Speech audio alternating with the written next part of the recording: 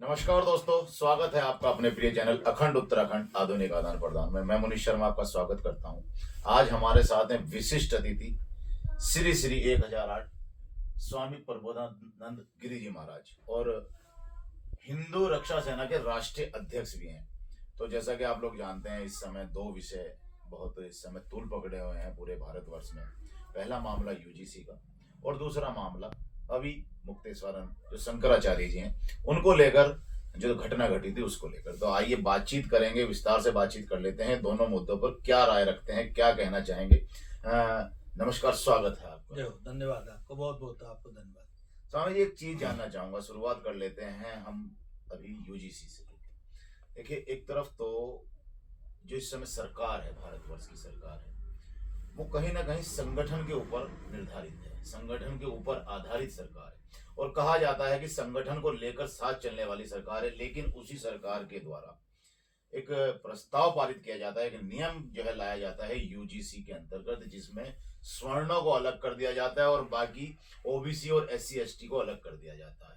इस स्थिति पर क्या कहना चाहेंगे, क्या ये कानून जरूरी था इस समय? यूजीसी भारत के लिए काला कानून है और काला कानून क्या है, काले अंग्रेजों द्वारा भारत को फूट डालो राज करो की नीति के तहत ये कानून लाया गया है। यूजीसी ला करके यहाँ पर सामान्य वर्ग और गैर सामान्य वर्ग को बांटने का काम किया गया है। यह वास्तव में देश के लिए दुर्भाग्यपूर्ण है और मैं आपके चैनल के द्वारा मैं इसकी घोर निंदा करता हूं। और जिन्होंने ये इस कानून को लागू किया है, मैं उनके लिए एक बात कहना चाहता हूं कि आप तो बीपी सिंह हो गए। बीपी सिंह ने कमंडल को ध्वस्त करने के लिए मंडल आयोग लाए थे और उस मंडल आयोग ने पूरे देश में त्राह मचा दी थी और उसका परिणाम क्या हुआ?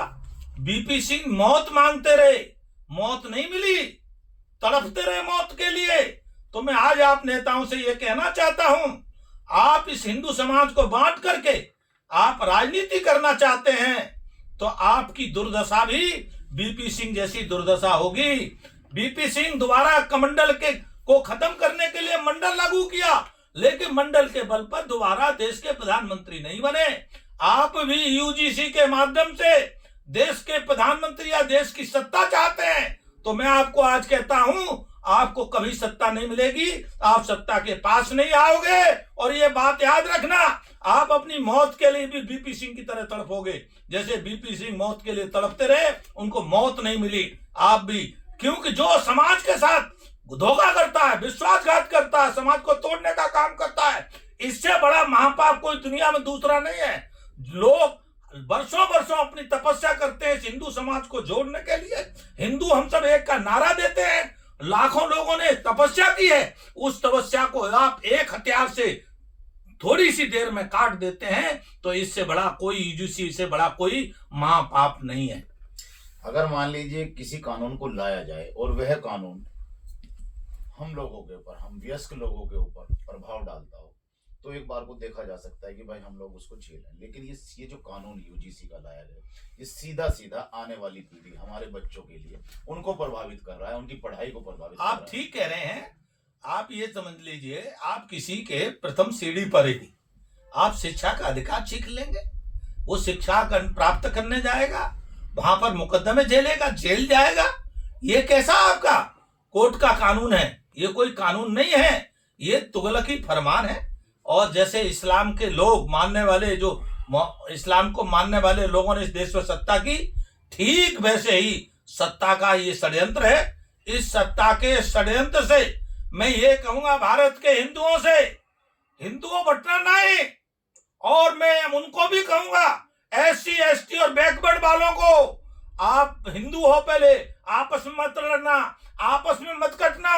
अगर आपस में कट गए और आपस में बट गए तो ये नेता तुम्हारे सीने पर पैर रख करके राजनीति करते रहेंगे, और नहीं तो इनको अपने पैरों में इनका सर रखवाओ और सर रखवा करके राजनीति करो। और ये जो भी संभव होगा, जब देश का हिंदू इनके यूजीसी जैसे हथियार से नहीं कटेगा और न बटेगा, तो इसीलिए मैं सबसे कहूंगा, आप आपस में लड़ना मत, आप सब इकट्ठे रहना और कहना हम सब हिंदू एक हैं। और एक बात बता दूं आपको, इस एक्ट से किसी को कुछ नहीं मिलने वाला है, न एससी को कुछ मिलने वाला है, न एसटी को कुछ मिलने वाला है, न बैकवर्ड को कुछ मिलने वाला है। मिलने वाला है तो द्वेष, घृणा, आपस में झगड़े, इन सब से बचने के लिए सारे हिंदू समाज से मैं निवेदन करता हूं, इनके बहकावे में ना आए और यूजीसी का बहिष्कार सभी हिंदू मिलकर करें।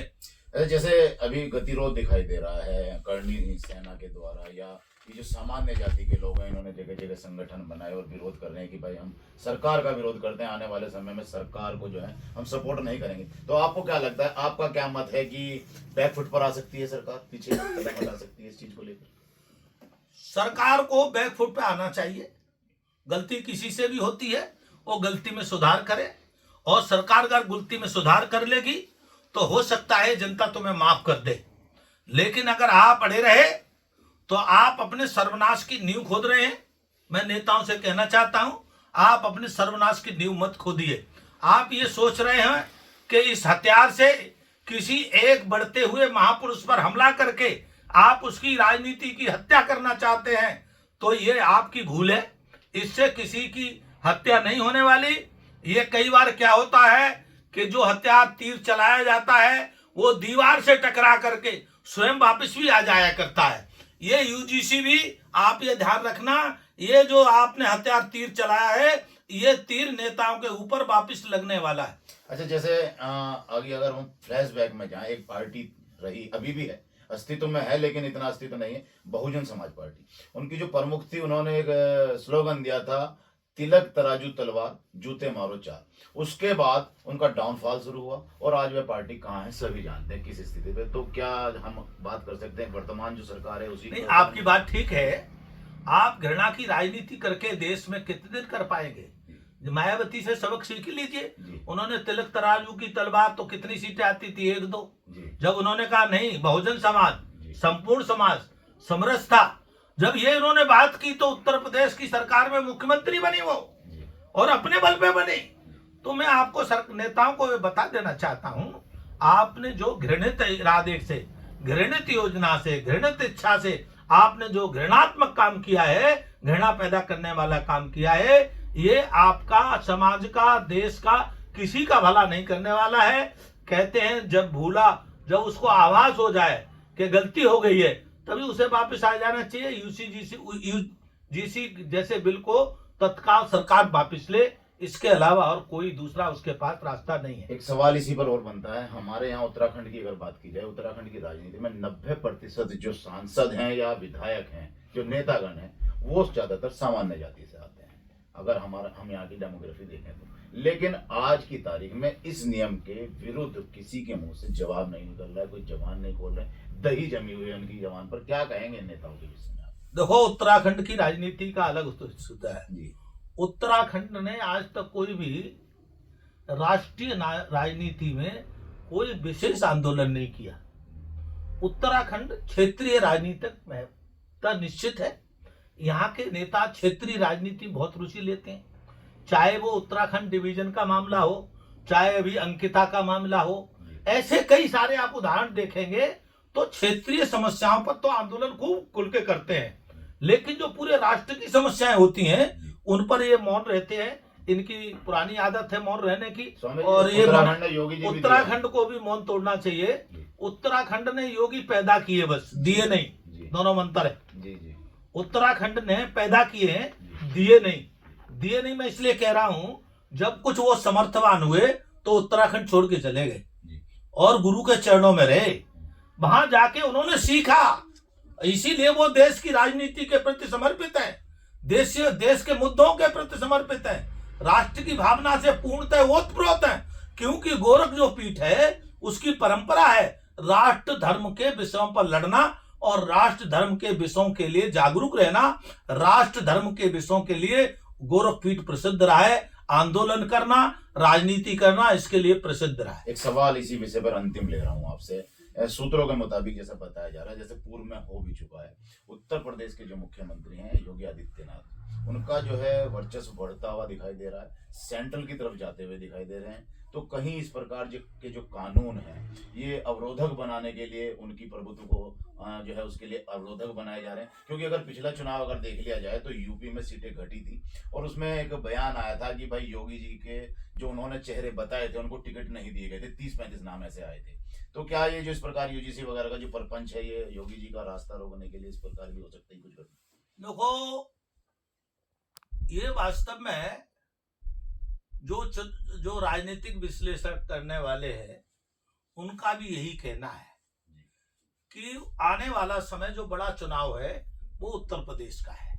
2027 में विधानसभा के चुनाव है और एकमात्र नेता योगी आदित्यनाथ को पूरे देश की जनता भविष्य का प्रधानमंत्री के रूप में देखती है।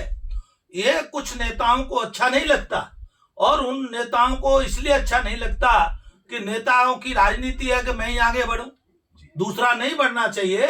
तो आपकी बात से मेरी भी कुछ सहमति है। ये भी हो सकता है कि यूजीसी तो बहाना है, योगी निशाना है। क्योंकि योगी अगर उत्तर प्रदेश में 2027 में हार जाएगा तो देश की राजनीति में उसका स्थान घट जाएगा और घट जाएगा तो वो प्रधानमंत्री का दावेदार नहीं रहेगा। फिर जिनकी प्रधानमंत्री का भविष्य का दावेदार बनने की महत्वाकांक्षा है वो लोग आगे आएंगे। तो ये भी हो सकता है कि अभी इसको हथियार चलाया जाए और फिर बाद में 6 महीने बाद जब तक सब गड़बड़ हो जाए तब तक पता लगे वापस ले लिया जाए। एक अंतिम सवाल आपसे लेना चाहूंगा, शंकराचार्य जी को लेकर, उस घटना को लेकर क्या कहना चाहेंगे आप? बस इतना थोड़ा सा। योगी जी से पिछले 8-9 साल के काल में कोई बड़ी भूल हुई तो यह बड़ी भूल हुई कि स्वामी अवमुक्तेश्वरानंद जी के ऊपर जो उनके प्रशासन ने हमला किया, दुर्व्यवहार किया, बहुत निंदनीय था। और हमने पहली बार अपने काल में इतनी दुर्दशा और इतनी दुर्व्यवहार के साथ हमला होते हिंदू वटकों पर, ब्राह्मण बालकों पर, वृद्ध सन्यासियों पर उनकी चोटी खींचना, कपड़े खींचना, जूतों से मारना, ये वास्तव में बहुत घृणित कार्य हुआ।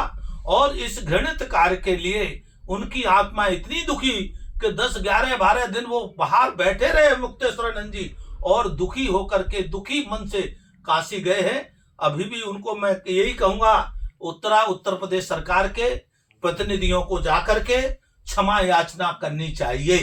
क्योंकि सन्यासी और ब्राह्मण पर किया हुआ हमला ये पाप नहीं, महापाप है और इस महापाप से जलने से कोई बच नहीं सकता।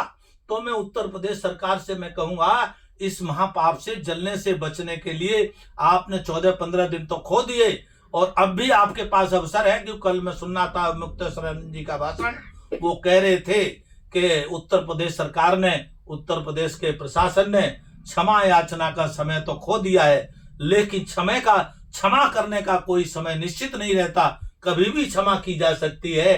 तो ये मैं उनकी संत हृदय जैसी दयालुता ही से समझिए कि जो उन्होंने इतना घोर अपमान होते हुए भी आज वो ये कह रहे हैं कि क्षमा कभी भी किया जा सकता है। तो मैं फिर कहूंगा, जो मैं पहले दिन से कह रहा था, उत्तर प्रदेश के मुख्यमंत्री को, वहां के प्रशासन को क्षमा याचना के लिए भेजना चाहिए और उनसे बाकायदे क्षमा मांगनी चाहिए, भटकों से क्षमा मांगनी चाहिए। धन्यवाद आपका समय देने के लिए हमारे चैनल